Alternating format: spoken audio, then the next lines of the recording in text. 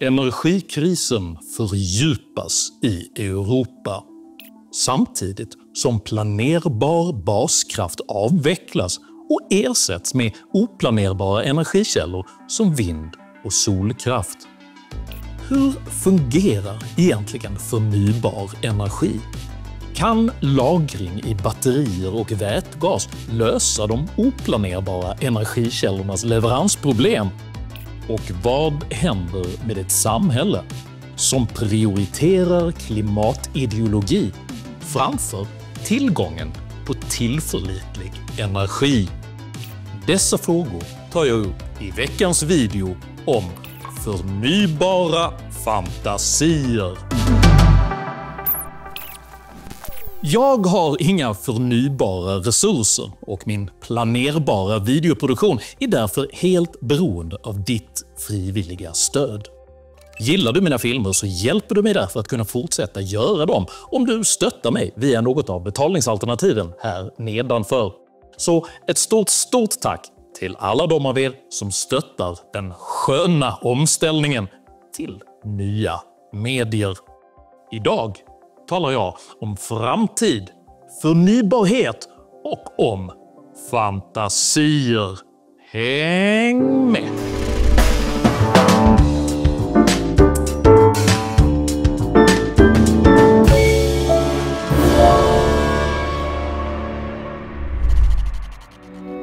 Solguden Helios var en av den grekiska mytologins allra viktigaste gestalter, som med styrka och visdom styrde sin gyllene vagn över himlen varje morgon, så att världen fick ljus, näring och värme. Helios unge son Phaeton blev avundsjuk på all uppmärksamhet hans fader fick och krävde därför att själv få köra solvagnen. Helios varnade honom för hur krävande det faktiskt var att kontrollera de krafter han skänkte människorna. Men den fåfänge och egenmäktige unge Phaeton överskattade sin förmåga och satte genom okunskap och högmod hela världen i brand.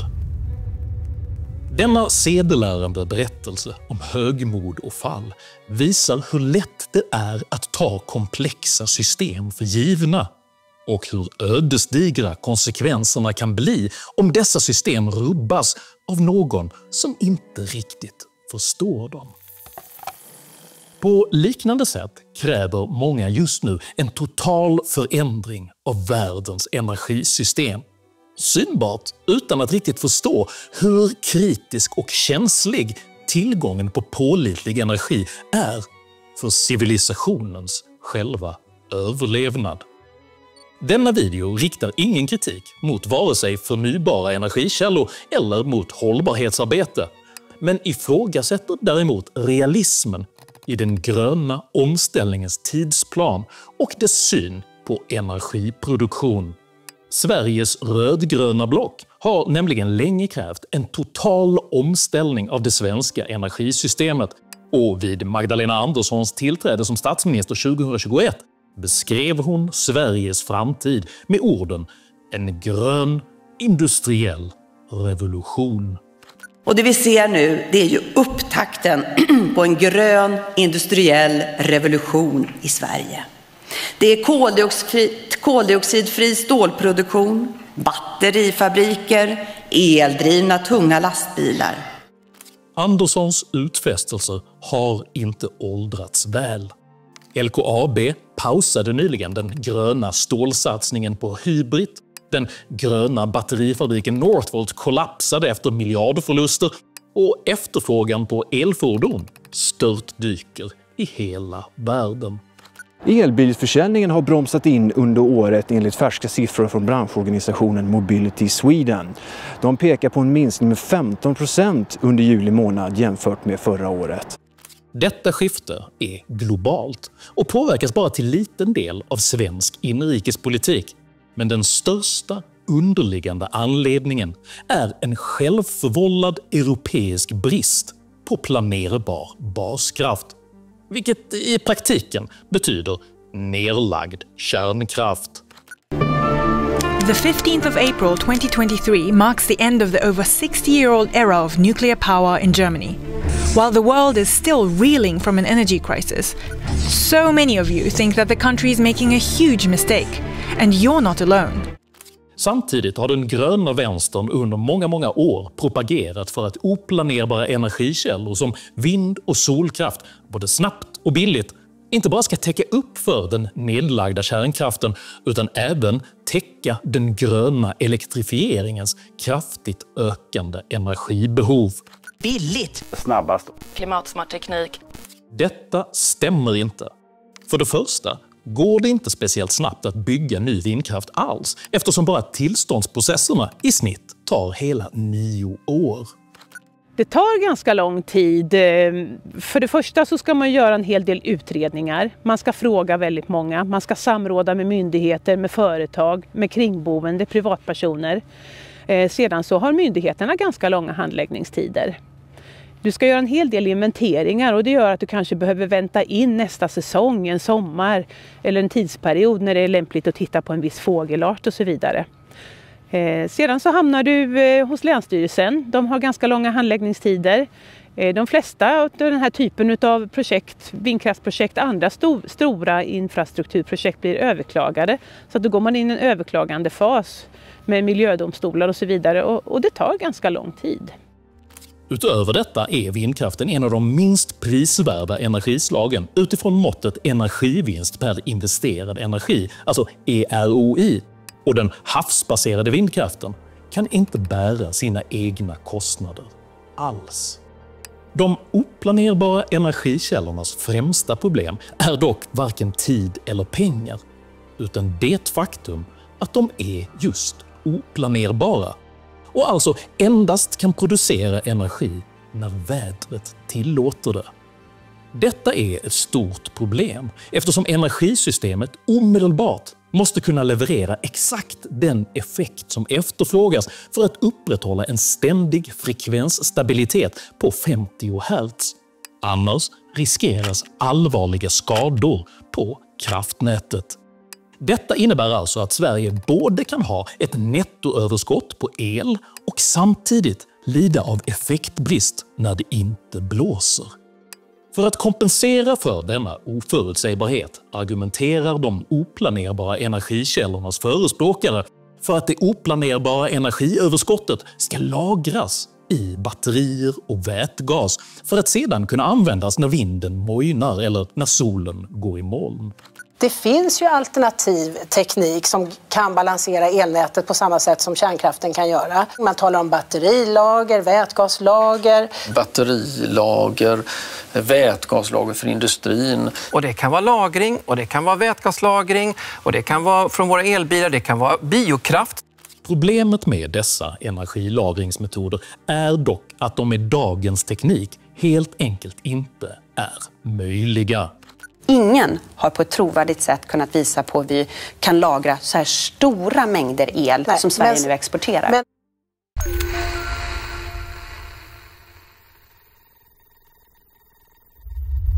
För att få en fingervisning om hur mycket energi batterier skulle behöva leverera för att kunna kompensera för vindkraftens oplanerbarhet i Sverige kan vi göra en överslagsberäkning baserad på vindkraftens nuvarande kapacitet och intermittens. Enligt Energimyndigheten har Sverige idag cirka 16,2 gigawatt installerad vindkraftseffekt och vindkraften bidrog i genomsnitt med strax över 5 gigawatt till Sveriges energiproduktion. Detta innebär att svensk vindkraft alltså levererar ungefär 30% av sin installerade effekt.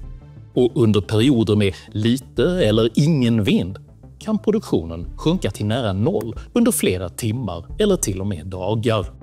Vid dessa tillfällen måste planerbara energikällor omedelbart kunna täcka upp för de oplanerbara energikällornas uteblivna effekt. För att nuvarande batteriteknologi ska kunna täcka upp för en enda timme utebliven oplanerbar el krävs därför batterikapacitet på 5 gigawattimmar. Detta motsvarar ungefär 70 000 elbilsbatterier innehållande runt 500 000 kilo litium paketerade i 2500 containrar som utplacerade sammantaget skulle kräva flera hektar mark. Allt detta för att kompensera för en enda timme utan vind. Enligt Svenska kraftnät ökar samtidigt mängden vindkraft i Sverige och i angränsande länder.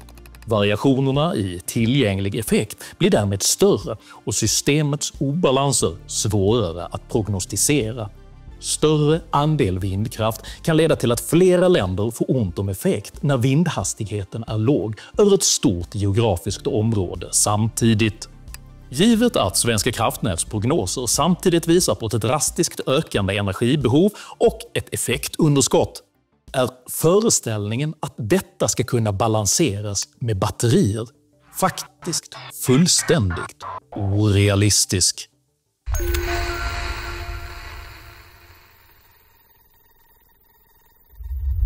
På samma sätt är inte heller vätgaslagring av oplanerbar energi ett realistiskt alternativ. En av anledningarna till detta är att man förlorar cirka 2/3 av den alstrade energin när man först konverterar den till vätgas och sedan omvandlar vätgasen till elektricitet. Förhoppningen att kunna inreda kolossala underjordiska kammare så att de kan upprätthålla samma tryck som en gastub är orealistiska. Dels för att hållfasthetskonstruktioner av denna storlek aldrig tidigare har genomförts och dels för att den mycket flyktiga vätgasen dessutom är extremt explosiv när den kommer i kontakt med syre. Men det handlar väl om att utveckla det systemet, att utveckla batterilagring och vätgaslagring? Ja, och då är experterna också väldigt tydliga med att det här finns i teorin, det är tekniker i sin linda. Med andra ord är storskalig energilagring i både vätgas och batterier en i nuläget helt orealistisk fantasi.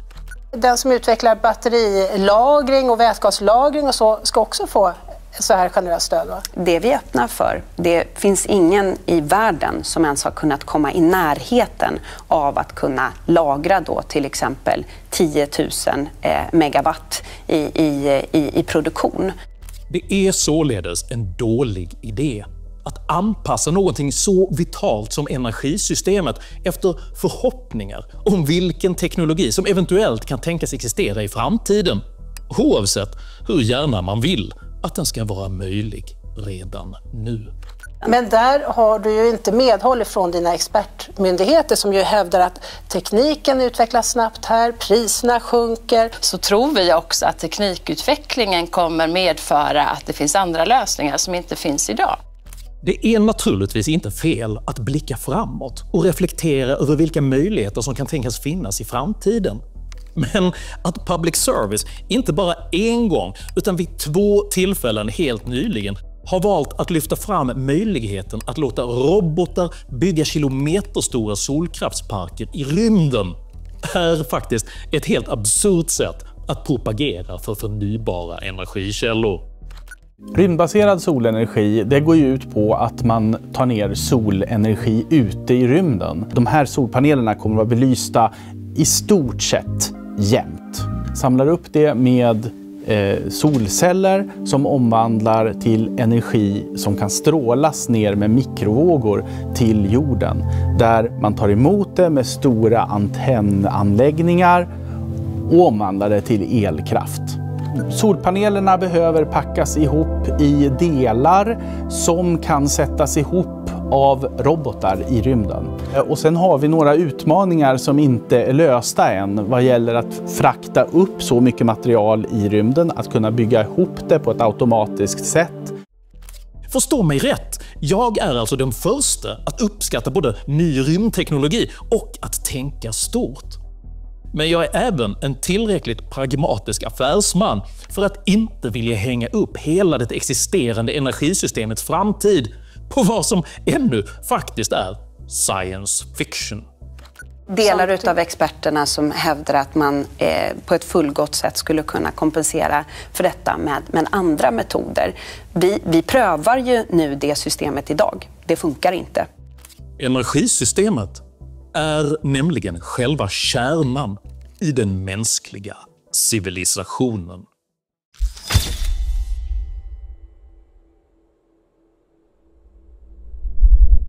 I boken Energy and Civilization, The History beskriver energiprofessorn Vaclav Smil sambandet mellan tillgången på energi och civilisationens framväxt. Enligt Smil är vårt moderna samhälle ett direkt resultat av ökande energitillgång, där muskelkraft gradvis ersattes med maskiner och där ett accelererande utbyte av idéer ständigt driver fram ytterligare förbättringar och effektiviseringar. Detta samband mellan energi och civilisation speglas även i det faktum att om energin blir dyrare så blir även exakt allt annat i samhället också dyrare, eftersom energin driver hela civilisationen och i förlängningen även vårt välstånd. Att producera mat kräver energi. Att transportera maten kräver energi. Att kyla maten kräver energi. Och att tillaga maten kräver energi. Utan billig och pålitlig energi blir därför maten allt dyrare. Att bygga bostäder kräver energi. Att värma bostäder kräver energi. Och att underhålla bostäder kräver energi. Utan billig och pålitlig energi blir därför boende allt dyrare. Att uppfinna produkter kräver energi, att tillverka produkter kräver energi och till och med att förbättra produkters klimatmässiga hållbarhet kräver energi. Att dra ner på energiförbrukningen och att producera och konsumera mindre är därför inte en fråga om att avstå från lyx, utan att på sikt avstå från civilisationen själv. Men det finns ju större problem, klimatet till exempel, och innan man sätter på dammsugan kan man fundera över, måste man städa just de här dagarna när det är som kallast i Sverige? Vi vet priset för nedlagd baskraft. Det priset betalar svenska folket och företagen nu. Vi har alltså en ganska till och med sjuklig situation där företag alltså inte kan ansluta till elnätet för att det finns överskott på el men inte garanterat jämnt under året, så att fabriker, företag kan inte starta. Det är tusentals jobb som Sverige går miste om hela tiden. Av just denna anledning efterfrågar det produktiva näringslivet mer planerbar baskraft. Det som behövs är planerbar baskraft. Och med allt vi känner till idag så finns det inget annat än kärnkraften som kan komplettera vattenkraften med alla de förmågor som man har. Att i detta läge av ideologiska skäl ändå fortsätta att argumentera för oplanerbara energikällor som endast kan fungera i större skala om de stöttas av icke-existerande lagringsformer vittnar inte bara om okunnighet, utan även om hänsynslöshet mot alla de människor som riskerar att drabbas av energifattigdom. Förslaget om hur ny kärnkraft ska finansieras i Sverige har ju fått mycket kritik, inte minst ifrån regeringens egna expertmyndigheter. Där finns det ju också en kritik från de här expertmyndigheterna att satsa då ändå så här mycket på kärnkraftsstöd riskerar då att snedvrida konkurrensen och till och med stoppa nya investeringar då i vind och andra alternativa kraftslag och lagring. Medierna har på detta sätt länge framställt vind- och solkraft som en fullgod ersättning för kärnkraft, utan att berätta att oplanerbara energikällor i det långa loppet inte kan upprätthålla Sveriges välfärd. Det är därför viktigt att Sveriges väljare förstår skillnaden mellan högerns och vänsterns energipolitik. För högerblocket vill upprätthålla välfärden och vill därför ha ny kärnkraft.